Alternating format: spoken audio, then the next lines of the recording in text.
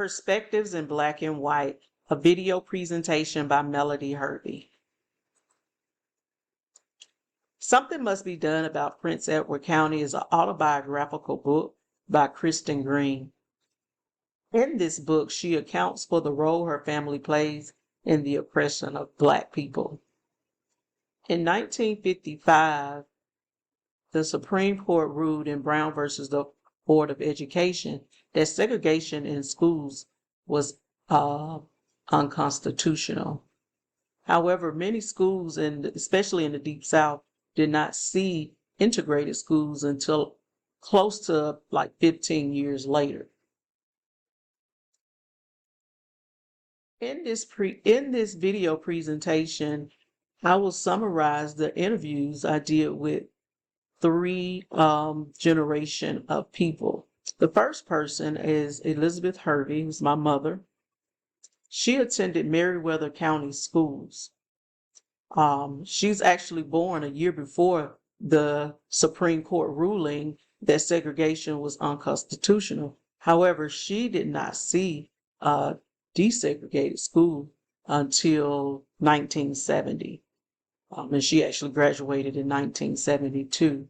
So during this time, she attended Greenville Consolidated School. And so in 1970, all the Black girls integrated Greenville High School. And then in 1971, the Black boys integrated Greenville High School. She said the Blacks hung out with the Blacks and the white hung out with the whites.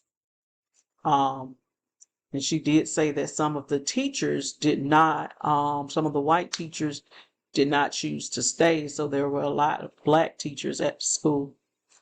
She feels that poor and disadvantaged children do not learn when they are hungry, and she says she remembers being hungry every day when she was in school. Then I interviewed Lynette Smith, who graduated from Baker High School in Columbus, Georgia in 1985. She did not start her school in Muscogee County because she was from a military family. So she actually attended a Catholic school in the DC, Maryland area. And she had diverse friends and she was around a diverse group of people while she was in DC. However, when she did come to Columbus, Georgia, she felt like she was in a culture shock because she was just around all Black people. And the school that she initially went to was all Black people. And then once her family got established in a house in a different neighborhood, she actually attended a white school, if you will. And the area was predominantly white. She did experience some, I guess, classism when the students said that she was rich for moving into a different neighborhood, and she did experience some racism, being called racial slurs.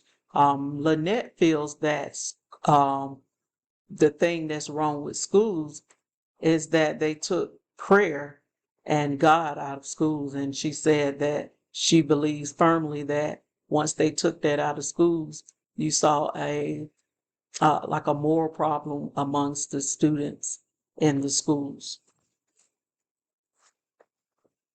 And then from my perspective, I went to Muscogee County Schools from 1985 to 1998.